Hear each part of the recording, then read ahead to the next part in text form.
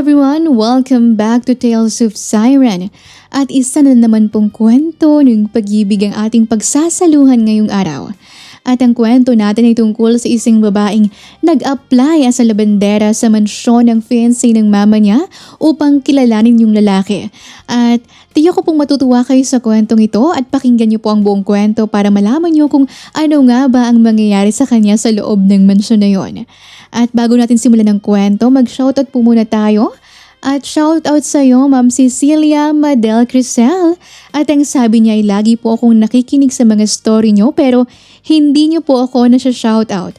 Laging nakikinig dito po ako sa Malaysia. Shoutout sa iyo, Ma'am Cecilia.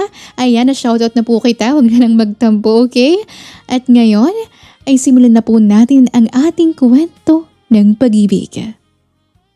Si Lisandra Cuangco, isang matagumpay na CEO ng beauty products company, ay handang gawin ang lahat upang protektahan ang nag-iisa niyang pamilya, ang kanyang ina. Sa pag-aakalang ang fiancé ng kanyang ina ay isang playboy, nag-apply siya bilang labandera sa bahay nito upang lihim na alamin ang katotohanan. Doon niya nakilala si Indigo Falcon, isang cafe owner at single dad.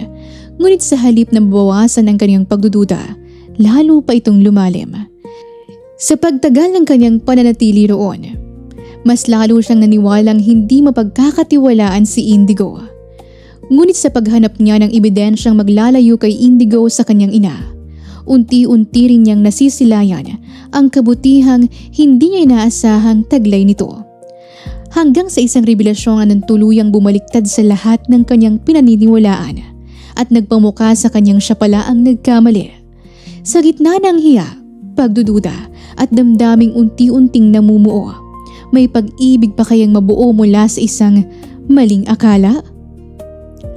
Ating tunghayan ang isa na namang kwento ng pag-ibig na inihahandog sa inyo ng Tales of Siren. Kasalukuyang nasa loob ako ng isang kilalang clothing boutique ng mall. Maayos na nakahilerang mga damit sa harapan namin habang nakadisplay sa mga manikin ang pinakabagong koleksyon. Aling Beng, pumili na rin po kayo ng mga damit nyo. Libre ko na po kayo. Baling ko sa matandang kasambahay namin. Nako iha, ayos lang. Mapapagastos ka pa sa akin. Nakakahiya sa'yo. Ano ka ba, Aling Beng? Huwag na po kayong mahiya. Kaya nga po sinama ko po kayo rito sa mall eh. Malambing ko pang hinawakan ang braso ng matanda. Pero iha. Sige ka, Aling Beng, kapag hindi kayo pipili ng mga damit nyo ngayon, babawasan ko po ang sahod nyo. Nahinto ako sa pagsasalita ng matanaw ko sa labas ng store, ang Mami Lucy ko na may kasamang lalaki. Nakahawak pa ang mami ko sa braso ng lalaki. Papasok ang mga ito sa loob ng high-end restaurant na katapat lang ng store. Si Mami yun ah. Sino yung lalaking kasama niya? Bakit ang sweet pa nilang tingnan? Kuryoso kong sambit. Naku iha, baka iyon ang bagong boyfriend ng mami mo. Hindi ba't sinabi niya kanina na aalis siya dahil may kadate siya ngayon? Pero teka, mukhang mas bata ang lalaki kesa sa mami mo. Baka lukuhin lang siya ulit ng bago niya. Napailing-iling pa si Aling Beng. Kung mangyari man, pang ilang heartbreak na yun ang mami mo, iha? 9? 10? Nako, kawawa talaga ang mami mo. Unti-unting nawala ang mga ngiti ko. Hindi ko namalayang napahigpit ang hawak ko sa shopping bag habang nakatingin sa restaurant. Hindi. Hindi ako papahig na may maglolo ko na naman sa mami ko. Ayokong makita siya ulit na umiiyak dahil lang sa isang lalaki. Pagsapit ng gabi, nang makauwi ang mami ko sa mansyon namin, ay sinalubong ko agad siya sa malawak naming living area. Bumati at nagbeso muna ako bago nagtanong nang walang paligoy-ligoy. Mommy, may bagong boyfriend po ba kayo ngayon? Imbis na sagutin ako agad ng mami ko, ay masayang niyakap niya ako ng mahigpit. Iha anak, hindi ko lang siya boyfriend. He's my fiancé now. Kumunot ang noo ko. Nagulat pa ako nang humiwalay sa yakap ang aking ina at may pinakita pang singsing sa isang daliri niya. Fiancé? Di ba kakahiwalay mo lang sa ex mo last month? Tapos ngayon fiancé mo na agad siya, mami? Imbis na mainis, ngumiti lang ng matamis ang aking ina. Well, iha, kahit 2 weeks pa lang kaming magkakilala, ramdam ko na agad na siya ang gusto kong makasama habang buhay. Wala siyang bisyo, hindi mahilig uminom at pumunta sa mga bar. Tahimik ang buhay pero maaasahan sa lahat. I'm sure you will like him, iha. Hindi ka ba masaya na ikakasal na rin ulit ang mami mo? Napasabunot na lamang ako sa sariling buhok. Halatang hindi ko matanggap ang narinig ko. Mami naman, hindi mo ba naririnig ang mga sinasabi mo? 2 weeks mo pa lang siyang kilala, tapos fiancé mo na agad siya? Napailing ako bago napaupo sa sofa. Paano kung saktan ka lang niya? Katulad ng ginawa ng mga ex mo sa'yo, mami. Ayokong mangyari ulit yun sa'yo. Naalala ko na naman ang mga gabing tahimik na umiiyak ang mami ko matapos lokohin ng mga naging kasintahan niya. At bata pa lang ako nang pumanaw ang aking ama. Kaya kami na lamang dalawa ang magkasama ngayon. Iha, anak. Alam kong nag-aalala ka sa akin. Pero alam ko ang ginagawa ko. Huwag kang mag-alala. Hindi ko hahayaan na masaktan ulit ako. Trust me, this time. Okay? Umupo ang aking ina sa tabi ko at marahang hinawakan pa ang isang kamay ko. Kailan ang kasal niyo? Next month, iha. Excited na nga ako sa kasal namin. Nanlaki ang mga mata ko. Hindi ko inaasahan na sa susunod na buwan agad ang kasal. Nga pala, iha, kailan ka bakante sa trabaho mo? May ipapakilala ako sa'yo. Napaayos ako sa pagkakaupo. Sa isip ko, ipapakilala na rin ng mami ko ang fiancé niya. Pero imbis na sagutin ang tanong ng mami ko, tanong din ang binalik ko. Anong pangalan niyo, mami? Siya si Indigo Falcon, iha. Paniguradong magkakasundo kayo. Ngumiti ako, ngunit hindi yun abot sa aking mga mata. Hindi ako papayag na basta nalang ikakasal ang mami ko nang walang kasiguraduhan. Bago dumating ang araw ng kasal, kailangan kong makasiguro, kaya gagawa ako ng paraan. Kinabukasan, nasa dining area kami habang nag-aalmusal. Maagang umalis ang mami ko kaya kaming dalawa lang ni Aling Beng ang naiwan sa hapagkainan. Nako, iha, sobrang pribadong tao yata ang fiancé ng mami mo. Lahat ng social media account walang profile picture at post. Address lang ang nakalagay. Napaka-low-key. Wala talaga tayong makuhang impormasyon tungkol sa kanya. Saad ni Aling Beng habang hawak ang cellphone. Pues, mukhang kailangan kong pumunta mismo sa bahay ni Indigo Falcon. Buong boses kong usala. Kaya naman, nang makarating ako sa bahay ni Indigo Falcon, matapos magtanong-tanong sa ilang tao sa lugar at makumpirma mula sa guard na yun nga ang bahay ng lalaki, napanganga na lamang ako sa sobrang laki nito. Ito ang bahay ng fiancé ng mami ko?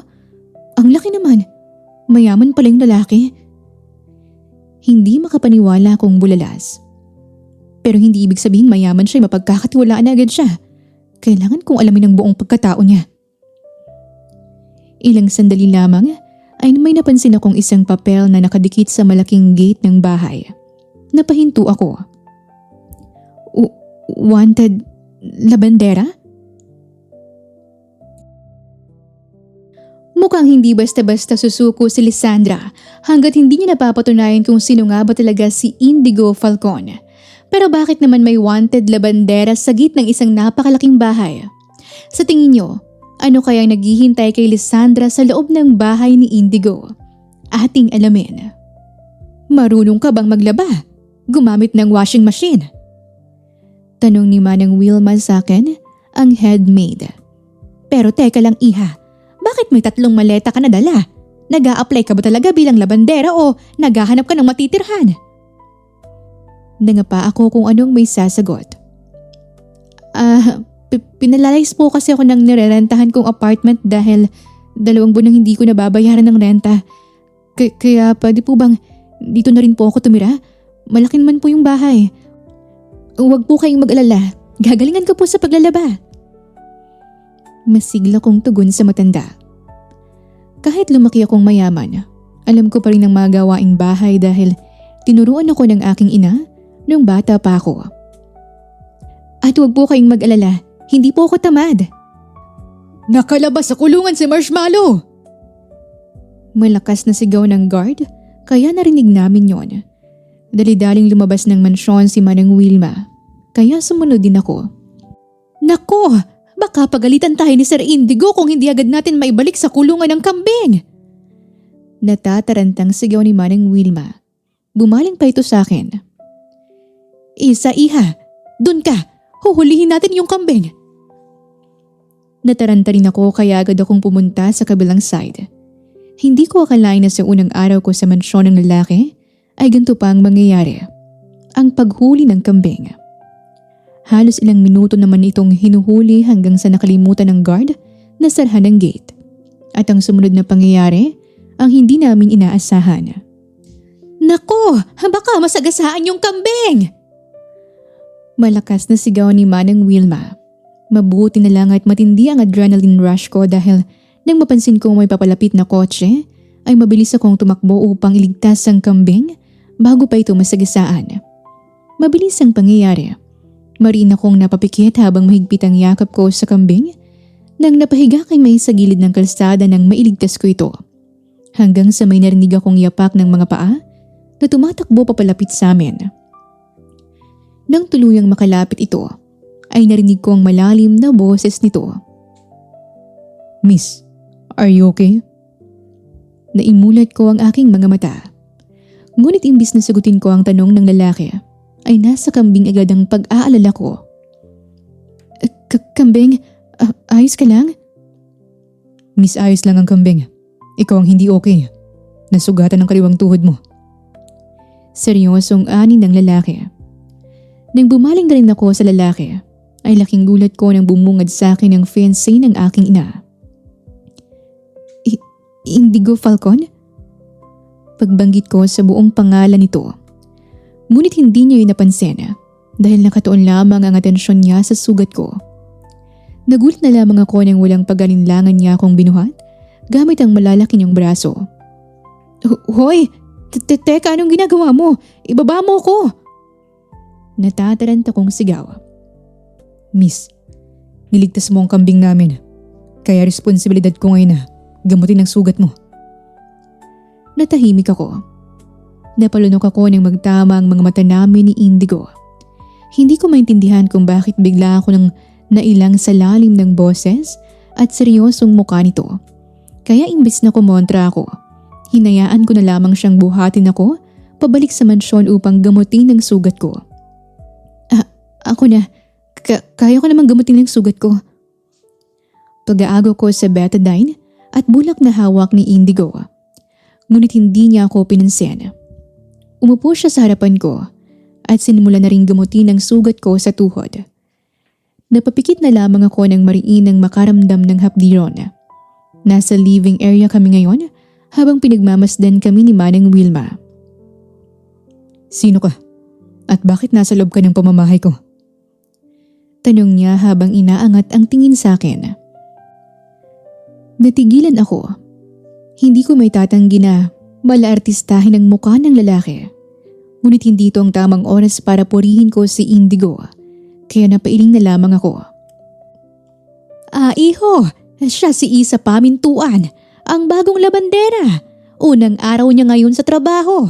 At kung pwede raw dito na lang din siya tumira dahil pinaalis siya sa tinitirhan niyang apartment. Si Manang Wilma na mismo ang sumagot nang mapansin ang katahimikan ko. Gumawa ako ng ibang identity upang makasiguro akong walang makakakilala sa akin. Naglagay pa ako ng makakapal na kilay. Nagsuot ng malaking salamin.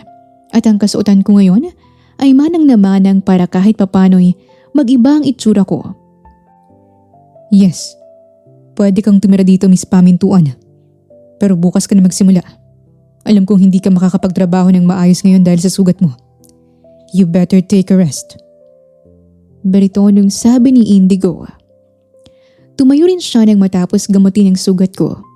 Napangiti ako. hard na rin ako. At dito pa ako titira kaya't may sasagawa ko ng maayos ang misyon ko. Ngunit bigla kaming napabaling sa pintuan nang may sumigaw. "Daddy! Sino po siya?" Kung ang lahat ay masayang makita ang batang 6 na taong gulang, ako naman ay nanatiling gulat. "Daddy? May anak ka na pala, Sir Indigo?" Hindi makapaniwalang baling ko sa amo. "Yes, Miss Pamintuan. She's my daughter." Napatingin ako sa bata at pagkatapos ay kay Indigo. May anak na pala siya. At bigla kong naramdaman na mas magiging komplikado ang misyon ko kesa sa inaasahan ko. At dito na magsisimula ang tunay na misyon ni Lisandra. Akala niya, simpleng pagkuha lang ng trabaho bilang labandera ang kailangan niyang gawin para makilala si Indigo. Pero hindi niya inaasahang sa unang araw pa lang, malalaman niyang may anak pala ito. Ano kaya ang buong kwento ni Indigo at ng kaniyang anak? At ano ang mangyayari kay Lisandra ngayong araw-araw na niya itong makakasama? Ating alamin. "Mami, may anak na ang fiancé niyo?" Sigaw ko sa kabilang linya. Pagpasok ko sa staff quarters ay una kong tinawagan ng aking ina. "Ha? Paano mo nalaman yan, Iha?" "Pero, oo, may anak na siya." "Alam niyo pala na may anak na ang fiancé niyo, pero Mami, sinabi mo sa akin nung isang gabi na 2 weeks pa lang kayong magkarelasyon at may balak na agad kayong magpakasal next month. Hindi ba parang sobrang bilis naman ng mga pangyayari? Kilala niyo na ba ang buong pagkatao ng lalaki?" "Pero anak, nasan ka ba ngayon? Wala ka raw sa kumpanya. Ang sabi ni Aling Beng, nagbakasyon ka raw." Nangapa ako kung anong may sasagot. Oo Mami, nasa bakasyon." Natigilan ako sa pagsasalita nang marinig ko ang pagsisisigaw ni Queenie. "Tulong! Tulong! Tulungan niyo po ako!" "Mami, tatawag lang po ako ulit mamaya ha. Bye." Bago pa makapagsalita ang mami ko, ay agad ko nang pinatay ang tawag. Agad akong lumabas ng kwarto at mabilis na umakyat sa pangalawang palapag ng mansyon upang puntahan ang bata. Anong nangyari, Queenie? Bakit ka umiiyak?"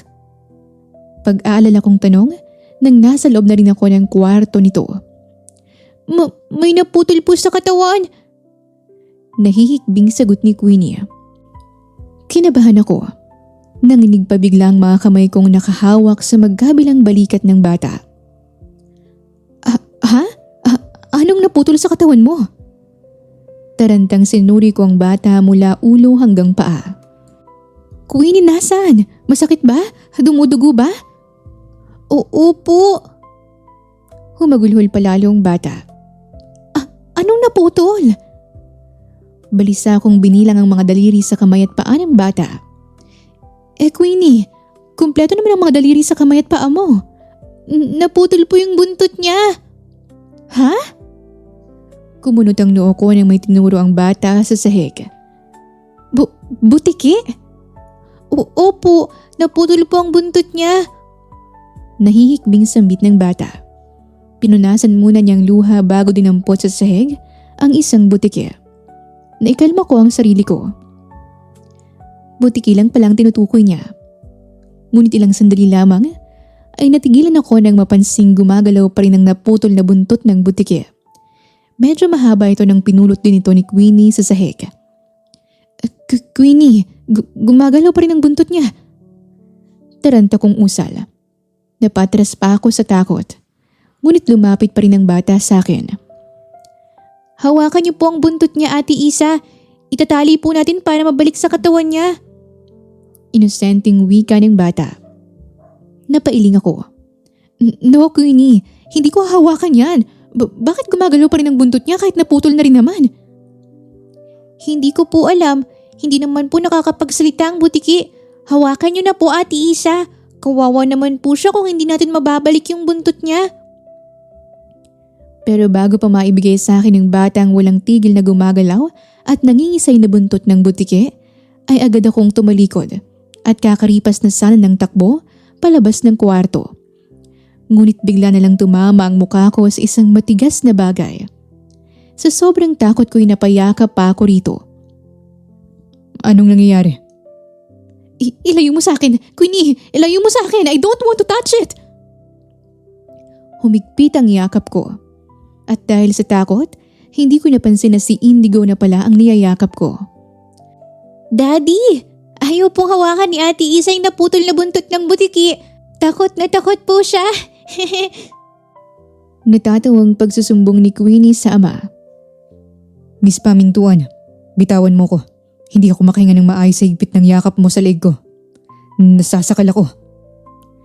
Napapaos na usal ni Indigo. Nang marinig ko yun ay doon ko lang napagtanto na si Indigo pala ang kayakap ko. Dahan-dahan akong kumawala sa pagkakayakap. Nang magtama pa ang mga mata namin ay natigilan ako. Nahiya ako bigla. Pasensya na Sir Indigo. Nagulat lang po ako sa buntot ng butiki dahil gumagalaw pa rin. Mabilis akong lumabas ng kwarto. Nang tuluyan akong makalabas ay napasapo na lamang ako sa noo at napapikit ng mariin. Nakakahiya ka, Lysandra. Unang araw mo pa lang sa misyon mo pero kahihiyan agad ang pinaggagawa mo. Buntot lang naman ng butiki yan pero takot ka na agad. Bulong kong sermon sa sarili. Kinabukasan, sinimulan ko na rin ang pagiging labandera. Kaya kasalukuyan akong nasa laundry area. Ayos ang daming labahan. Buong ang kanyata nilang mga lalabhan na to. Kulang nilang pati mga labahan ng mga kapitbahay nila isalin na rin. Napapailing kong sambit. Kaharap ko ang sandamakmak na mga labahan. Pero nagdadalawang isip na rin ako kung tama ba itong pinaggagawa ko. Ang magpanggap na labandera para i-spy si Indigo Falcon. So paano ko magagawa ang misyon ko kung nandito ako maghapon sa paglalaba? Ipapalandry ko na lang kayang mga to sa labas. Kaya ko namang gumastos. I have my black card. Pero magtataka sila. Natigil ako sa pagsasalita nang magulat ako nang may pumasok bigla sa loob. Marshmallow? Anong ginagawa mo rito? Nako, tumakas ka na naman sa kulungan mo. Napakamot ako sa ulo. Pero bakit ka ba nandito? Tutulungan mo ba ako sa paglalaba dahil naligtas kita kahapon? Nakangiting tanong ko pa sa kambing. Napatawa na lamang ako nang mag-ingay ang kambing. Ang bait mo naman, Marshmallow. Pero bumalik ka na sa kulungan mo, baka pagalitan pa ako ng amo mo. Marahan kong hinaplos ang ulo ng kambing. Ngunit ilang sandali lamang ay nabigla ako nang may sinunggaban ito sa bibig. Teka Marshmallow, boxer shorts yata yan ng amo mo. Papagalitan ka ni Indigo, ibalik mo yan rito. Subalit bago ko pa maagaw ang boxer shorts ni Indigo, ay mabilis nang lumabas sa laundry area ang kambing. Patakbo itong pumunta sa likod ng bakuran. Dali-dali ko naman itong hinabol. Imbis na bumalik sa kulungan, mabilis na tumakbo si Marshmallow papasok sa loob ng mansyon. Marshmallow! Teka! Ibalik mo yan! Sigaw ko habang habol-habol ang kambing. Ngunit nang makarating kami sa malawak na living area, ay patuloy pa rin ang habulan namin ng kambing. Halos hindi ko na napansin na naroon pala si Indigo. Nakatayo kasama ang ilang kasosyo nito sa negosyo. Sabay-sabay silang napatingin sa akin at sa kambing na masaya pa rin nakasunggab sa bibig nito ang boxer shorts ni Indigo. What the hell is happening right now? Malutong ang Ingles na pagbibitaw ni Indigo. Namumula ng magkabilang tenga nito sa pinaghalong galit at kahihiyan. Ngunit hindi ko yun napansin dahil abala pa rin ako sa paghahabol kay Marshmallow. Marshmallow! Huwag nang matigas ang ulo! Ibalik mo na yung boxer shorts ni Indigo! Kailangan ko nang labhan yan ngayon, baka wala na siyang maisusuot bukas at ako pang pagalitan ng amo mo! Hanggang sa nahabol ko rin si Marshmallow at sabay kong naagaw ang boxer shorts ni Indigo. Masayang-masayang mukha ko nang maagaw ko rin ito mula sa kambing. Pinagtaasan ko pa ng kilay si Marshmallow. Ha? Ano akala mo sa akin, Marshmallow? Hindi kita mahahabol? Sorry ka na lang. Nakuha ko na rin ang boxer shorts ng amo mo. Tumalon-talon pa ako sa saya habang winawagayway ito sa ere. Hindi ko alam na umuusok na palang magkabilang tenga ni Indigo mula sa likod ko. Miss Pamintuan! Galit na sigaw ni Indigo. Nang marinig ko yun ay napatigil ako bigla sa ginagawa ko at napalingon mula sa likod. Miss Pamintuan! Galit na sigaw ni Indigo. Nang marinig ko yun ay napatigil ako bigla sa ginagawa ko at napalingon mula sa likod. Nanlaki lamang ang mga mata ko nang makita si Indigo na halos mamula na ang muka sa galit. Habang ang dalawang kasosyo nito sa negosyo ay kanina pa nag-iwasang magtinginan dahil parehong pinipigil ng pagtawa. Subalit mas naagaw ng pansin ko si Marshmallow na dahan-dahan ang lumalabas ng mansyon. Para bang sinasabi ng kambing na, Ikaw nang bahala sa amo ko. Kaya mo na yan. Babalik na ako sa kulungan ko. Teka lang Marshmallow, huwag mo akong iwan dito. Ayokong lalo akong mapagalitan dito, huwag mo naman akong iwan sa ere. Natataranta kong sambit sa kambing. Ngunit tuluyan nang lumabas si Marshmallow ng mansyon na hindi man lang ako nilingon. Aba Marshmallow, matapos kitang iligtas kahapon, gano'n na lang yun sa'yo? Aalis ka na lang bigla? Pagtatampo ko na para bang walang utang na loob ang kambing sa ginawa kong pagligtas dito kahapon. Ngunit naibalik lamang ang atensyon ko kay Indigo nang mapansin kong tumikim ito ng may iritasyon sa boses. Sir Indigo, nandyan pa rin po pala kayo? Malamang isa. Bahay ko ito. Anong akala mo sa akin? Aalis na lang ako bigla pagkatapos ng kahiyang pinagagagawa nyo sa harapan pa ng mga bisita ko? Bakas ang diin sa boses ni Indigo. Napalunok ako. I'm sorry Sir Indigo. Hindi ko po sinasadya na pahiyain kayo sa harapan ng mga bisita nyo. Hinahabol ko lang po si Marshmallow. Bumalik ka na sa trabaho mo, Isa. Ayokong maulit pa to. Naintindihan mo ba? Huminahon na rin ang boses ni Indigo. Napakunot ang noo ko. Akala ko makikita ko na rin ang totoong ugali ng fiancé ng aking ina. Ngunit hindi ko inaasahan ang sinabi niya. Sir, hindi niyo po ba muna ako pagapagalitan? Pinahiya ko kayo, di ba? Wala po ba kayong anger issue? Katulad ng sisiguan niyo ako at pagsasalita ng mga masasakit na salita? Yung tipong madudurog yung pagkatao ko. Napabuga ng tawa si Indigo sa akin habang napapailing. Miss Pamintuan, kahit magalit man ako ngayon, hindi na mababago na napahiya ako habang winawagayway mo pa sa ere ang boxer shorts ko. Baka gusto mo pang dagdagan ng kahiyan ko kanina. Napataas ang kilay ni Indigo.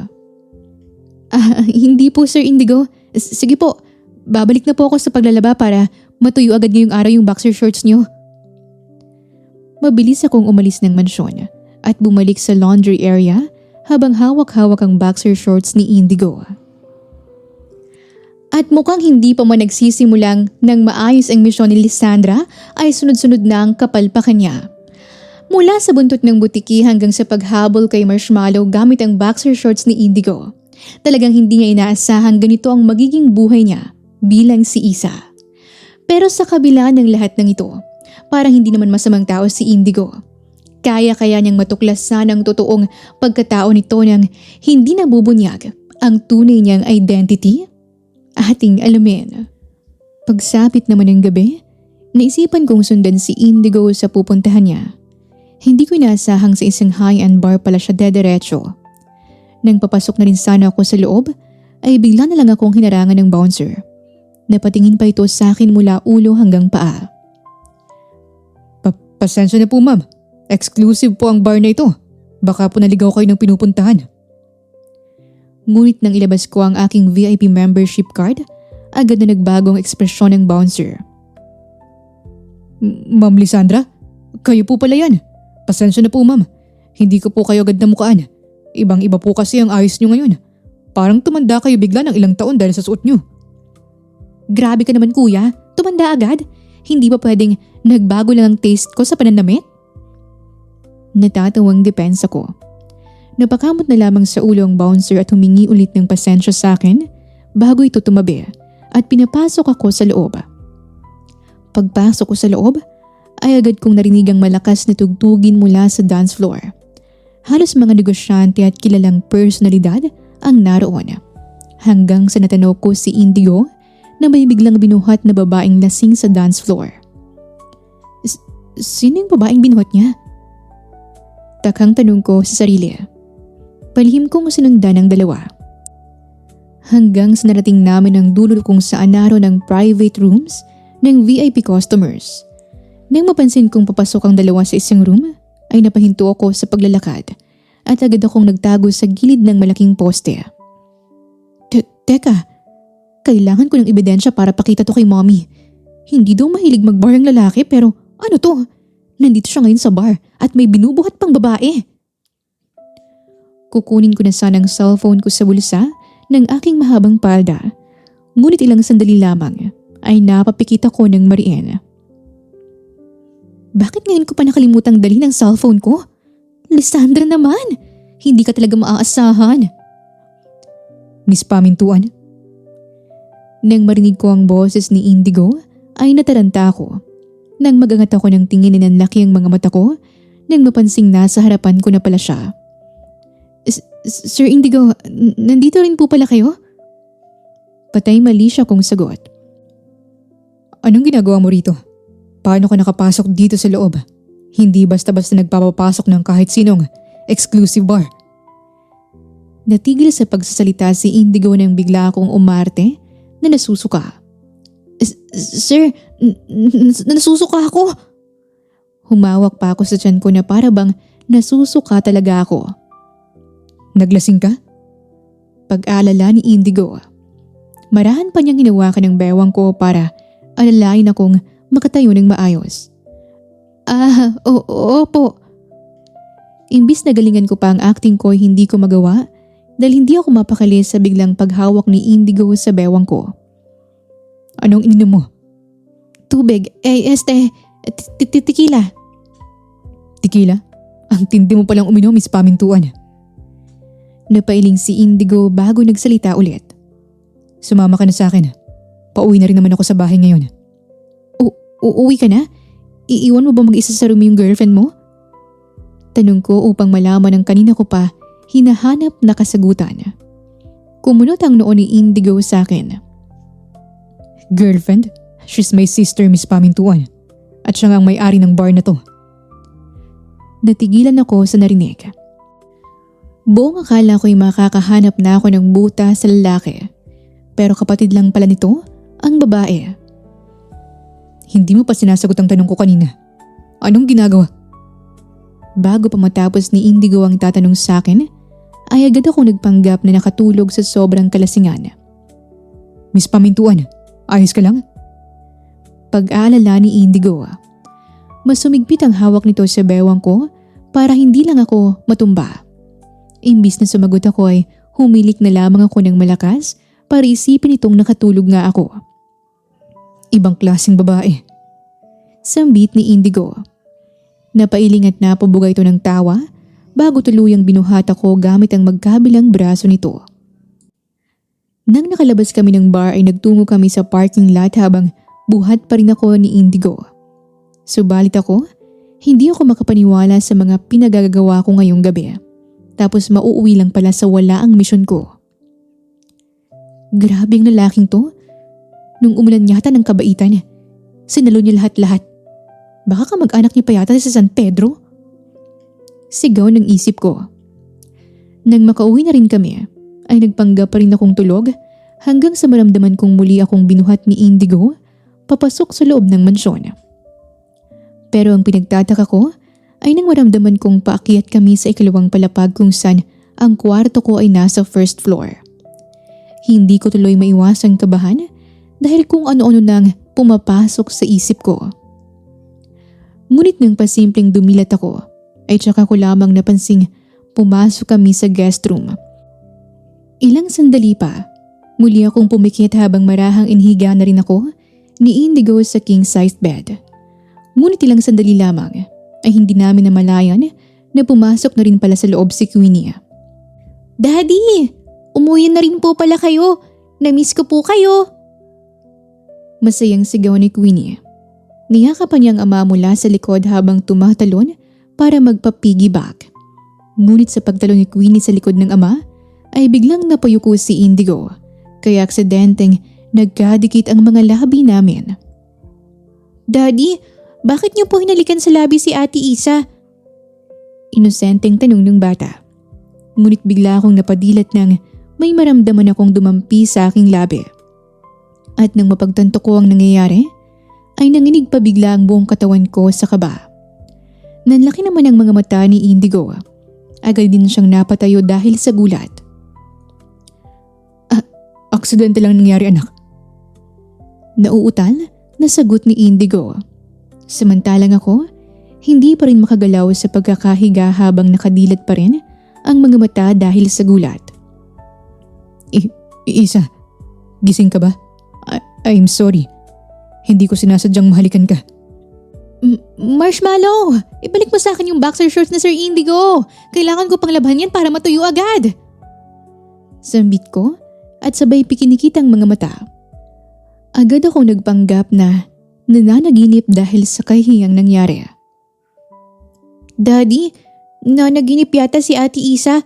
Kinuha raw po ni Marshmallow ang boxer shorts niyo? Natatawang sambit ni Queenie sa ama.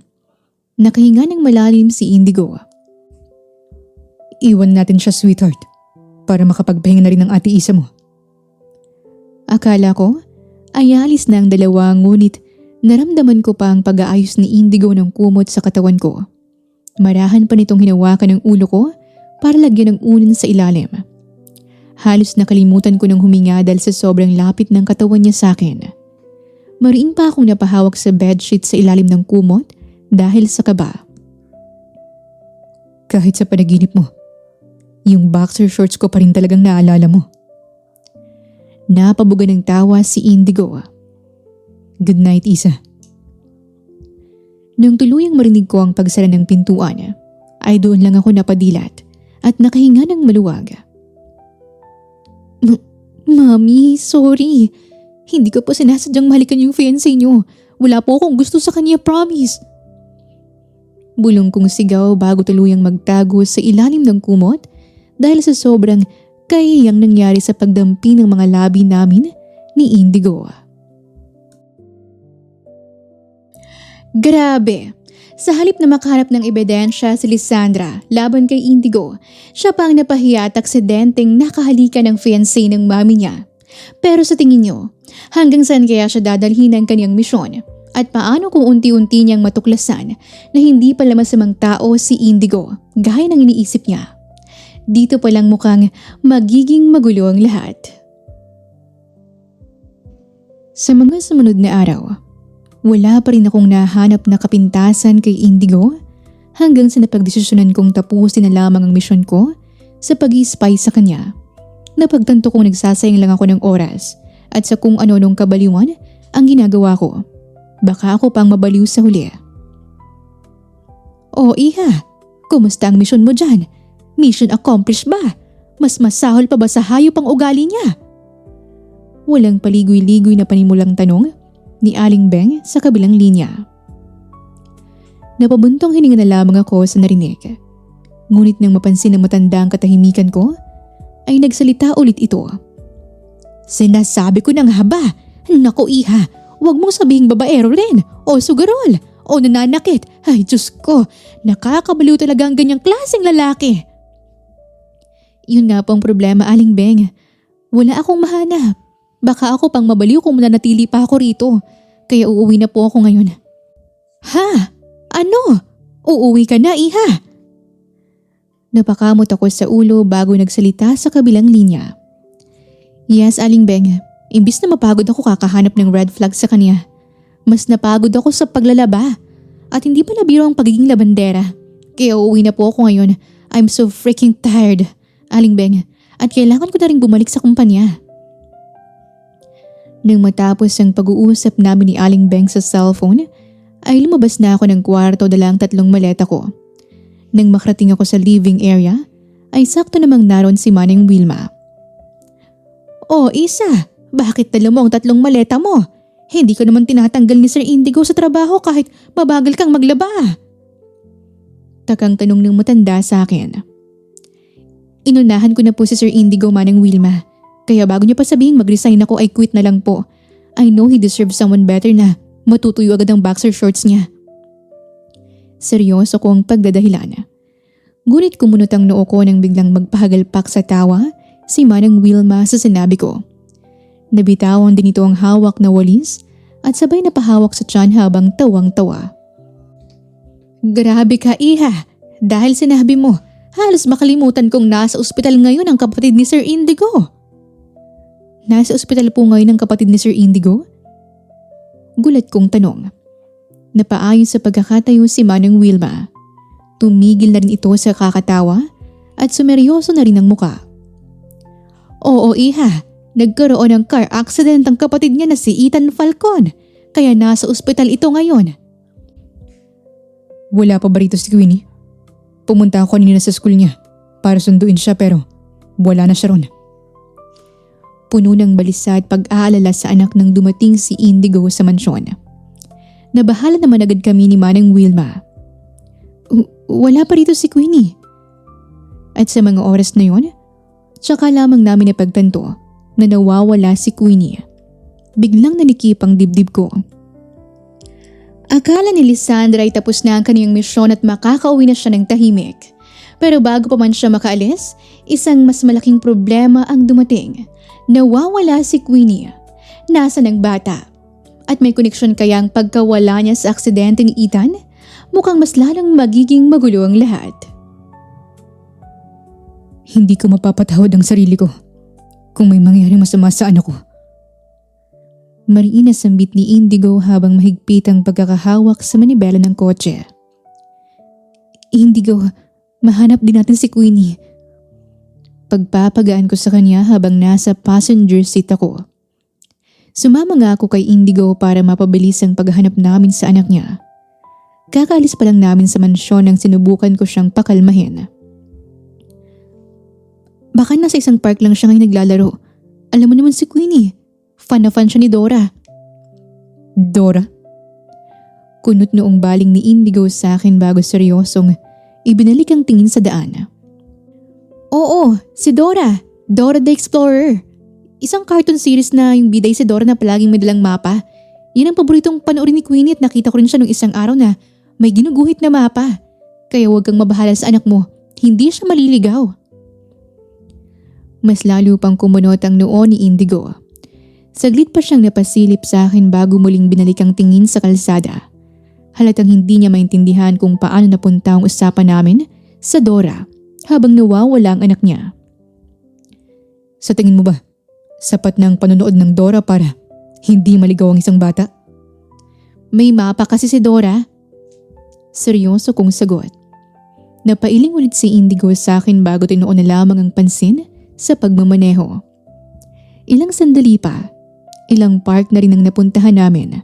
Nagbabaka sakaling naroon lamang si Queenie na naglalaro ng swing o slides. Ngunit hindi pa rin namin siya mahanap kahit magtanong-tanong pa kami sa mga taong naroon.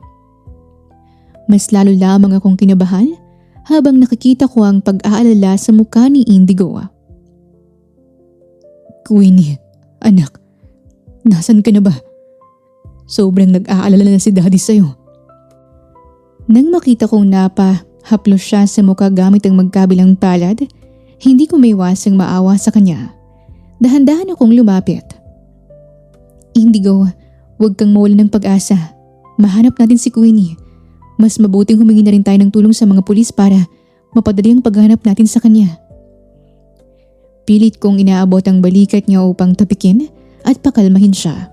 Pero parang may pumipigil sa akin, kaya napapikit na lamang ako bago tuluyang binaba ang kamay ko. Diyos ko! May batang babaeng nasagasaan! Nang marinig namin yon, ay pareho kaming naalerto. Sabay kaming napatingin sa unahan ng kalsada kung saan nagkakagulo ang mga tao. Si Queenie, ang anak ko.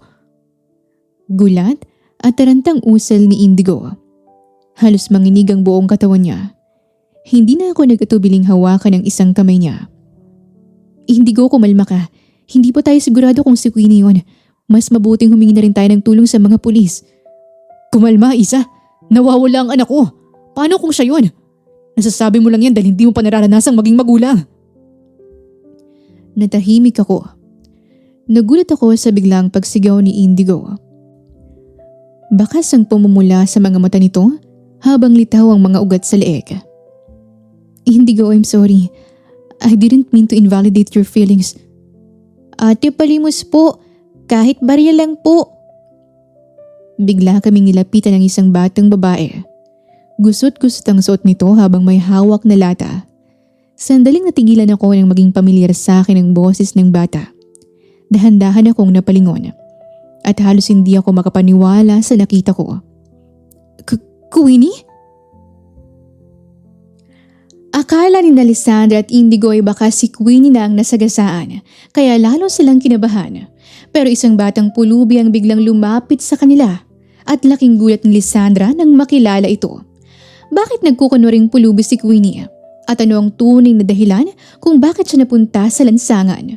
Ating alamin. Ate Isa, ano pong ginagawa niyo rito? Gulat na tanong ng bata. Napabaling naman ito sa kanyang ama. Daddy, nandito rin po kayo? Bakit magkasama po kayo? Bago pa man matapos ni Queenie sasabihin, ay agad siyang nilapitan ni Indigo at mahigpit na niyakap. Anak, akala ko may nangyari ng masama sa'yo. Alam mo ba kung gaano ako nag-alala sa'yo? Nanginginig ang boses ni Indigo habang mas hinihigpitan ang pagkakayakap sa anak. Ilang segundo muna siyang walang masabi bago mariing ipinikit ang mga mata at muling nagsalita. Pero anak, bakit ganyan ang itsura mo? Nagmukha kang pulubi. Pinalayas ba kita? Napakamot sa ulo si Queenie. Daddy, kaya ganito po ang itsura ko dahil tinutulungan ko po ang best friend ko na mamalimos kasi may sakit po sa puso ang mami niya at wala po silang pambili ng gamot. Nagkatinginan kami ni Indigo. Pareho kaming nagulat. Akala namin ay nawawala si Queenie. Ngunit abala lang pala ito sa pamamalimos upang tulungan ang kaibigan niya. Anak Queenie, hanga ako sa kabaitan mo para tulungan ang kaibigan mo. Pero hindi mo na kailangan pang gawin to. Baka maligaw ka pa at baka kung ano pang mangyari sa'yo. Mahinahong paliwanag ni Indigo sa anak. Daddy, wag po kayong mag-alala. Hindi po ako maliligaw dahil may dala po akong mapa. Natutunan ko po ito kay Dora. May kinuha pa si Queenie sa loob ng bag at pinakita yon sa kanyang ama. Ito po, I have a map, Daddy, kaya hindi niyo po kailangang mag-alala sa akin. Nang makita ko ang ginuhit na mapa ng bata, ay hindi ko napigilang matawa. Nakipag-appear pa ako kay Queenie bago ko binalingan si Indigo. Oh ayan, may mapa nga dala ang anak mo, Indigo. Parang ayaw mo pang maniwala kanina eh. Napailing si Indigo at napabuga na lamang ng tawa bago muling binalingan ng anak. Nasaan ba ang kaibigan mo? Hindi na nga nagdalawang isip si Indigo. Binilhan niya ng magamot ang ina ng kaibigan ni Queenie at dumaan pa kami sa pinakamalapit na grocery upang bumili ng mga pagkain. Bago umuwi, pumunta rin kami sa Jollibee dahil matagal na raw gustong kumain doon ang kaibigan ng anak niya. Maraming salamat po.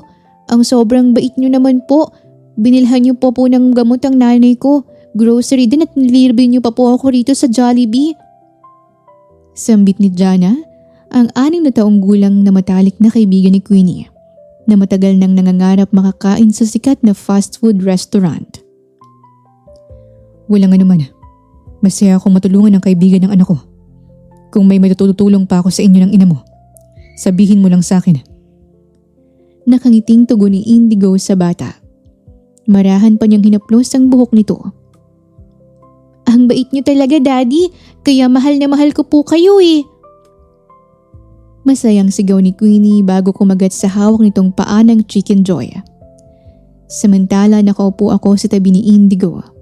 Imbis na galawin ang pagkain ko, nakatitig lamang ako sa kanya at hindi ko mapigilang mapangiti. Ngayon ko lang napagtanto na wala talaga akong maipipintas kay Indigo. Harap-harapan ko nang nasasaksihan ang kabutihan niya.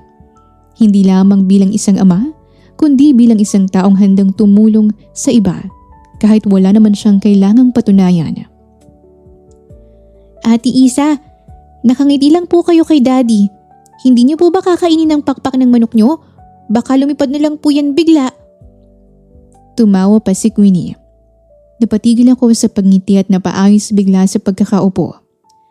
Napatikim na lamang ako bago nagsalita. Queenie, masaya lang ako dahil ang sobrang bait ng daddy mo. Napainom ako bigla ng tubig. Ngunit nang marahang hawakan ni Indigo ang isang kamay ko na nakapatong sa ibabaw ng mesa, ay halos mabilaukan ako. Isa, pasensya na kung nasigawan kita kanina. Hindi ko mapigilan ang emosyon ko dahil sa sobrang pag-aalala ko sa anak ko. It's okay, Indigo. Naintindihan kita. Nauutal ako dahil hindi ko maintindihan kung bakit hindi ako makatingin ng diretsyo sa mga mata niya ngayon. Hindi naman ako ganito. Sige, banyo lang ako saglit.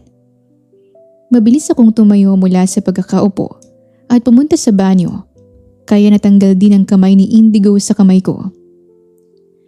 Kinabukasan, desidido na talaga akong mag-resign. Kasi imbis na magawa ko ang misyon ko, parang ibang misyon yatang natapos ko na hindi ko inaasahan. Manang Wilma, nandyan po ba sa loob ng office niya si Sir Indigo? Tanong ko sa matanda nang magtagpo kami sa ikalawang palapag ng mansyon. Oo iha, nasa loob siya. Bakit? Magre-resign ka na ba talaga? Opo Manang Wilma. Magre-resign na po ako bago pa lumalim tong nararamdaman ko. Ay baka lumalim pa ang problema ko sa paglalaba. Mabilis kong inayos ang sinabi ko. Ilang sandali pa, nasa tapat na rin ako ng pintuan ng opisina ni Indigo. Kakatok na sana ako pero napansin kong bahagya pala itong nakabukas. Bigla kong narinig ang boses ni Indigo. Papunta na ako dyan. Siguraduhin yung walang ibang makakaalam nito. Kapag may nalaman ng iba, malaking problema ang kakaharapin natin. Kumunot ang noo ko. Anong ibig niyang sabihin na walang ibang dapat makakaalam? Natataranta ako nang marinig kong papalapit ang mga yabag ni Indigo. Agad ako nagtago sa likod ng malaking halaman sa gilid ng hallway. Nang tuluyang lumabas si Indigo ng opisina, ay sinundan ko siya ng tingin hanggang sa bumaba siya ng hagdan. Parang nagmamadali siya. Teka. Kailangan ko siyang sundan. Baka may hindi pa ako alam tungkol sa kanya. Kaya naman pasimpleng sinundan ko si Indigo nang sumakay siya ng taxi. Makalipas ang halos isang oras, napahinto ako sa tapat ng isang lumang bodega kung saan nakapark sa dulo ang sasakyan ni Indigo. Nagbayad muna ako sa driver bago lumabas ng sasakyan.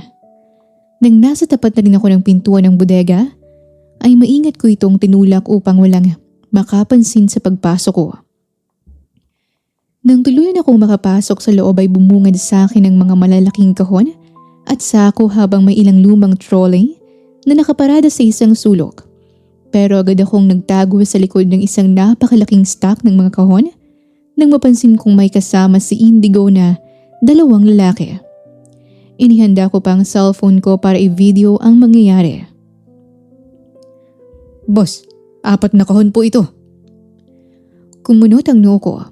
Napansin kong may hawak na 2 kahon ang 2 lalaki. 4 na kahon? Anong mga laman? At bakit dito pa sila sa lumang bodega nagkita ng walang katao-tao? Bulong ko sa sarili.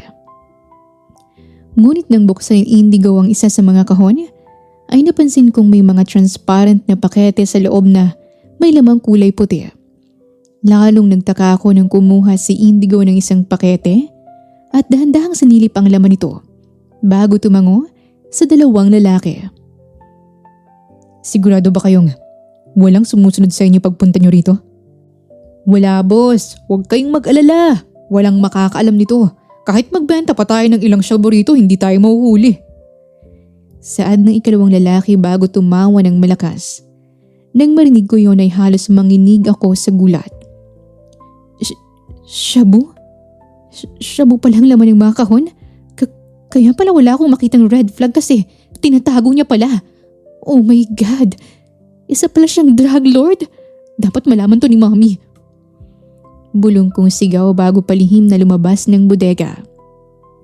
Subalit napalingon si Indigo sa likod nang makarinig siya ng ingay. Isa?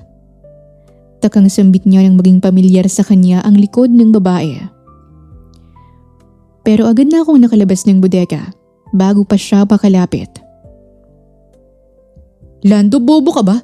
Bakit mo sinabi na kahit magbenta pa tayo ng shabu, hindi tayo makukulong? Paano kung may nakarinig? At isipin pa nila na nagbebenta talaga tayo ng shabu. Baka ipatawag pa tayo ng pulis. Pasensya na pre, nagjo-joke lang naman ako eh. Ang seryoso mo naman. Napakamot sa ulong sabi ng lalaki. Mauna na kayo sa cafe. Dalhin nyo ng mga imported powdered milk na yan doon. Ito ang secret ingredient ng signature pastries natin. Baling ni Indigo sa 2 tauhan niya. Kaya lumabas na rin ng 2 lalaki sa bodega, dala ang 4 na kahon ng imported powdered milk para pumunta sa cafe na pagmamay-ari ni Indigo. Nang palabas na rin sana si Indigo ng bodega, ay may nakita siyang isang bracelet malapit sa napakalaking stack ng mga kahon. Pinulot niya ito at kunot noong binasa ang nakabordang pangalan doon. Lisandra Cuangco. Ngunit makalipas ang ilang segundong malalim na pag-iisip, ay tila may katanungan siyang gustong mahanapan ng kasagutan. Kinuha niyang cellphone niya sa bulsa ng pantalon. Ilang sandali pa, nagdial siya ng isang numero at agad niyang narinig ang boses sa kabilang linya. "Oh iho, kamusta? Napatawag ka?" Ayos lang po ako, Tita Lucy. Natigilan saglit si Indigo habang nakatingin sa hawak niyang bracelet bago tinuloy ang pagsasalita. Gusto ko lang pong ipaalam na handa na po kong makilala ang anak niyo. Perfect! Iset na natin agad ang date ninyong dalawa, iho. Sa sandaling yon, wala akong kaalam-alam na habang tumatakas ako sa bodega, dala ang maling akala ko tungkol kay Indigo. Siya naman ay unti-unti nang natutuklasan ang tunay kong pagkatao. At mas malaking problema ang naghihintay sa akin. Akala ni Lisandra ay tuluyan na niyang nahuli ang malaking sikreto ni Indigo. Pero ang hindi niya alam, maling-mali pala ang kanyang hinala. At mas nakakagulat ang natuklasan ni Indigo tungkol sa kanya. Ngayon, paano niya maitatago ang tunay niyang pagkatao? At ano ang mangyayari kapag tuloy na silang nagkita bilang sila? Ating alamin. Umuwi ako diretso sa bahay namin. Ngunit wala ron ang mommy ko. Nasa living area ko ngayon kasama si Aling Beng. "Iha, baka kasama ng mami mo ngayon ang mga kaibigan niya. Pero teka, bakit balisang-balisa ang itsura mo ngayon? May hindi ba magandang nangyari sa'yo?" Teka lang Aling Beng, tumatawag si mami. Agad kong sinagot ang tawag. "Mami, nasan ka ngayon? May mahalaga akong sasabihin sa'yo tungkol to sa fiancé mo." "Anak, nakauwi ka na ba ngayon galing bakasyon mo?" Oo mami, nakauwi na po ako." "Perfect! Pumunta ka na ngayon sa cafe veranda dahil ipapakilala na kita kay Indigo Falcon, iha." Excited na sabi ng ina ko sa kabilang linya. Hindi ko na hinintay pa ang iba niyang sasabihin. Dali-dali kong pinutol ang tawag at nagmamadaling lumabas ng bahay. Nang tuluyan akong makarating sa cafe na tinutukoy ni Mommy, ay agad akong pumasok sa loob. At doon ko agad nakita si Mommy Lucy habang may kasama itong isang lalaki. Kahit nakatalikod ang lalaki sa akin, alam kong si Indigo yon. Papalapit pa lang ako ay agad na akong napansin ni Mommy. "Oh iha, mabuti dumating ka na rin. Kanina pa naghihintay si Indigo sa'yo."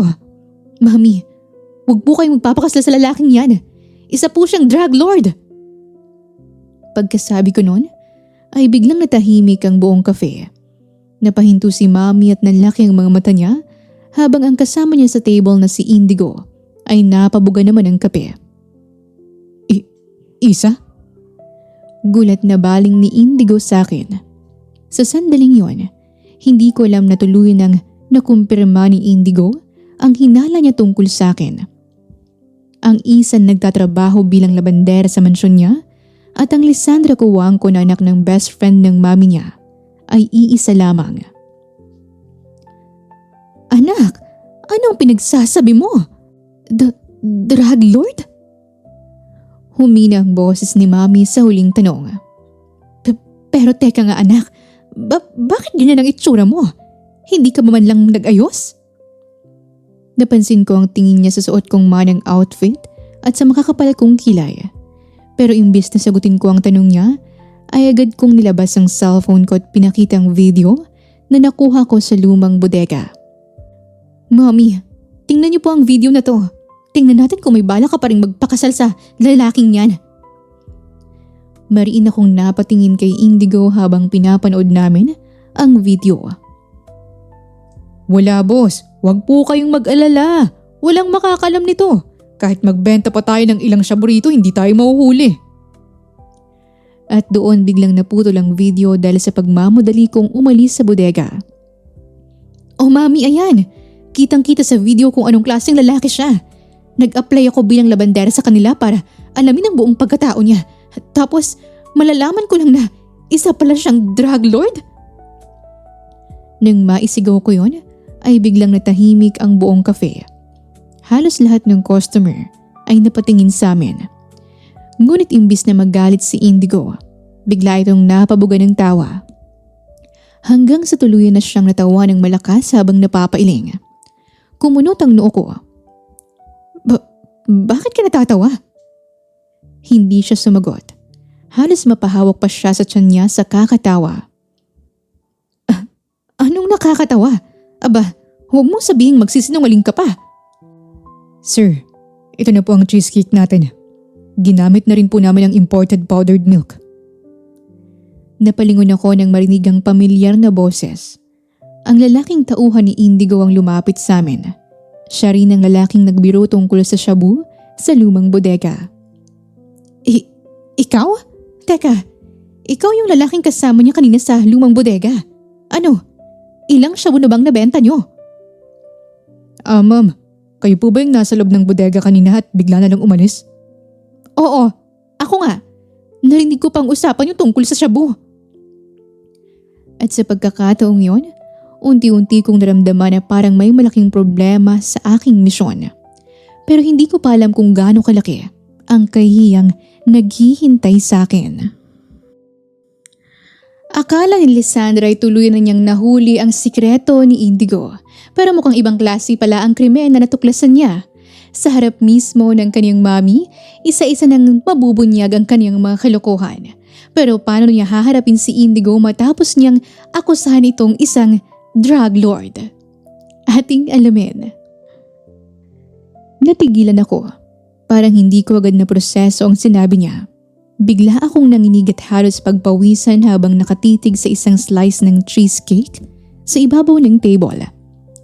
Makalipas ang ilang segundo ay napabaling ako kay Indigo nang magsalita ito. Baka gusto mong tikman ang cheesecake namin gamit ang imported powdered milk, Lisandra. Nakataas ang kilay na pang-aasar nito. Anak, hindi ko fiancé si Indigo. Anak siya ng best friend ko. Ang lalaking gusto kong ipakilala sa'yo dati pa. Dahil baka magustuhan mo siya para hindi ka tumandang dalaga. Parang biglang huminto ang utak ko. Isa-isang bumalik sa isip ko ang lahat ng nangyari mula nang mag-apply ako bilang labandera. Ang pagpapanggap ko bilang isa. Ang paghabol ko kay Marshmallow. Ang boxer shorts ni Indigo. Ang pag-espiya ko sa kanya. At ang pinakamasaklap sa lahat, ang pag-aakusa ko sa kanya bilang drug lord sa harap ng buong cafe. Unti-unti kong naramdaman ang pag-init ng buong mukha ko. Kung may contact number lang ako ni kamatayan, malamang kanina ko pa ito tinatawagan para mag-volunteer na sunduin na ako agad-agad. Mauna na po ako. Mabilis kong sagot bago agad na tumakbo palabas ng cafe. Tinawag pa ako ni Mommy pero hindi na ako lumingon. Habang si Indigo naman ay agading napatayo at sinundan ako. Ngunit nang makalabas siya ng cafe ay malakas na pagpreno ng sasakyan at sigawan ng mga tao ang sumalubong sa kanya. Lisandra!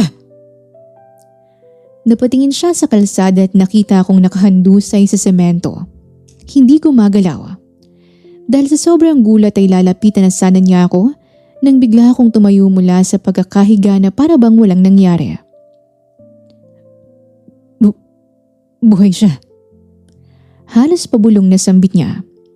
Ilang segundo siyang natigilan bago napabuga ng tawa habang napapailing. Hindi niya napansin na may mga luha nang namumuo sa kanyang mga mata dahil sa matinding pag-aalala. Hindi na siya nag-aksaya ng oras at agad akong sinundan. Nang maabutan niya ako ay mahigpit niyang hinawakan ang kaliwang braso ko. Isa, kailangan mong pumunta sa ospital, baka napano ka. I'm fine, Indigo. Dadapa lang ako sa pagmamadali ko kanina, kaya bitawan mo ang braso ko. Uuwi na ako sa amin. Kung ganun, ihahatid na kita sa inyo. Subalit hindi pa rin ako makatingin ng diretso kay Indigo. Hindi ko pa rin matanggap na napagkamalan ko siyang isang drug lord samantalang cafe owner lang pala siya.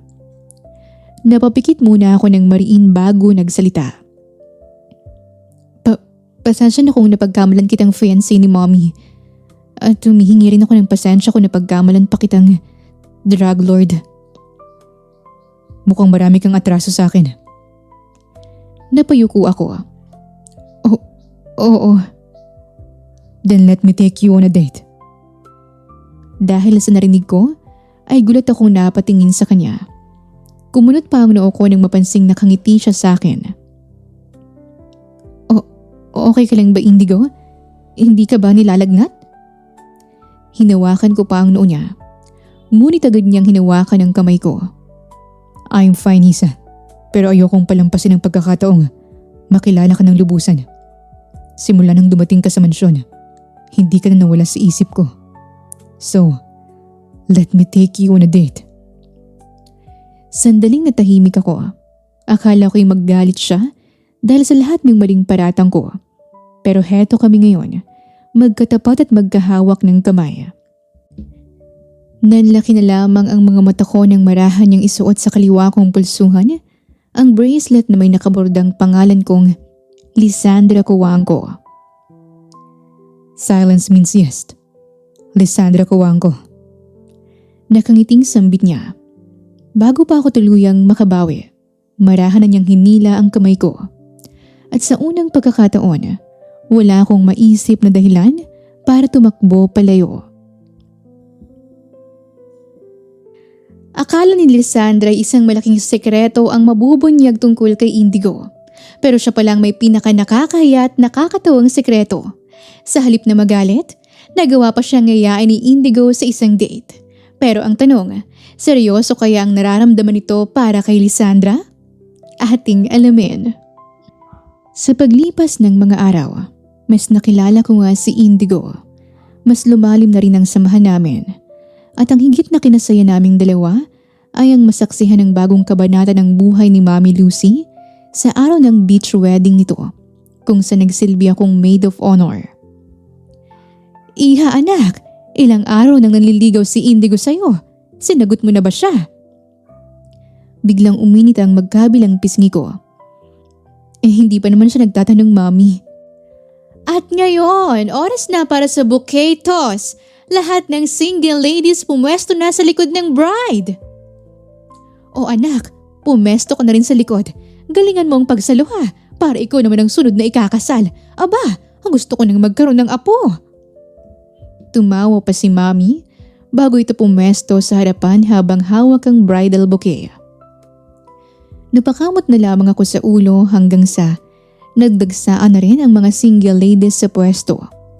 Napansin ko rin si Bianca, ang kapatid ni Indigo na kaedad ko lang, napapalapit habang may kausap sa cellphone.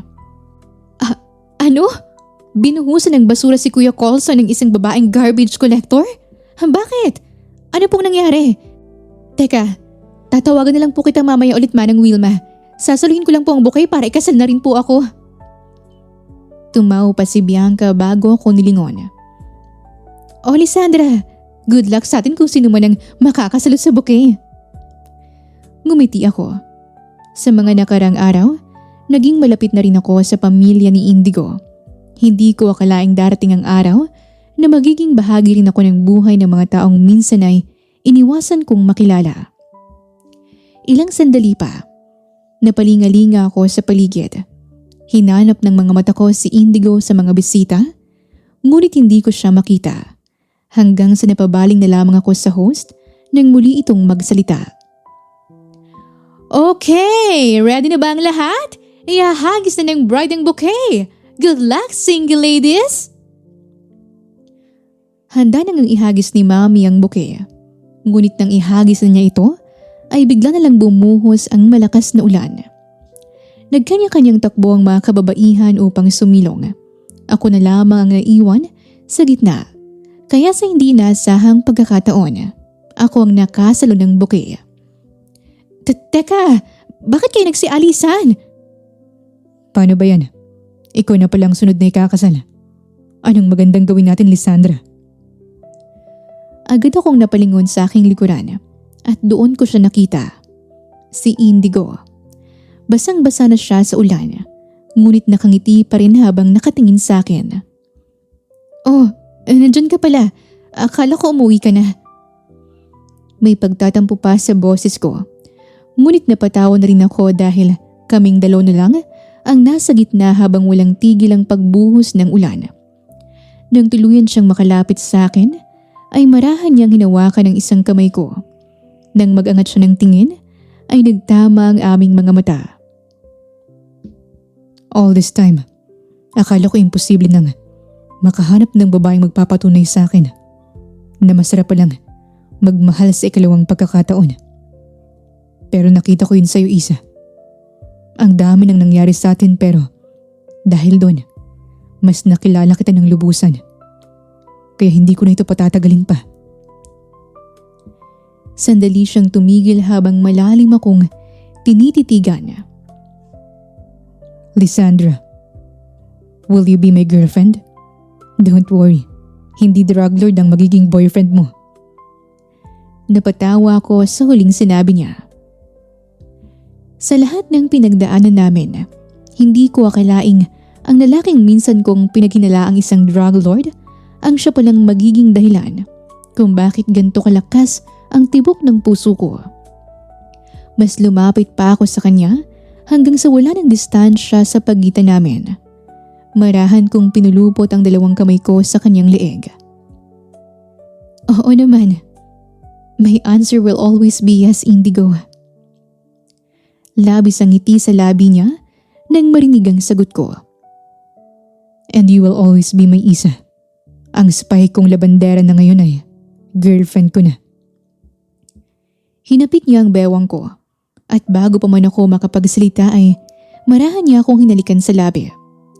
Sa gitna ng ulan, habang walang tigil ang paghampas ng mga alon sa dalampasigan, tuluyan kong nakalimutan ang lahat ng kahihiyan, pagdududa at kalokohang pinagdaanan ko. Mula sa pagpasok ko sa mansyon niya bilang isang nagpapanggap na labandera. Mula sa pag-ispay ko sa kanya dahil gusto kong protektahan ang mami ko. Mula sa paghinala kong isa siyang drug lord. At mula sa isang simpleng misyon na akala ko yung matatapos lamang sa pagkakadiskubre ng kanyang mga sikreto. Hindi ko inakalang ang pinakamalaking sikreto na matutuklasan ko pala ay ang sarili kong puso. Dahil sa huli, hindi ko nakita ang lalaking hinahanap kong kapintasan. Ang nakita ko ay isang lalaking may mabuting puso, isang pamilyang tinanggap ako at isang pag-ibig na dumating sa paraang hindi ko kailanman inaasahan. Napangiti ako habang nakayakap kay Indigo at habang patuloy na bumabagsak ang ulan sa aming paligid, isang bagay ang malinaw sa akin. Minsan, ang pinakamagandang kwento ng pag-ibig ay nagsisimula sa isang maling akala, isang lihim na misyon at isang pusong hindi mo planong ibigay. At sa pagkakataong yon, alam kong hindi ko na kailangang maghanap pa dahil natagpuan ko na ang taong gusto kong makasama sa bawat susunod na kabanata ng buhay ko. Wakas. Huwag nating husgahan ang isang tao base lamang sa mga naririnig, nakikita o unang impresyon. Minsan, ang mga hinala at maling akala ang siyang nagiging hadlang upang makita natin ang tunay na kabutihan ng isang tao. Ipinakita rin ng kwento ng tunay na pagmamahal ay nabubuo sa pagkakakilala, pagtitiwala at pagtanggap. Hindi natin kailangang hanapin ang perpektong tao.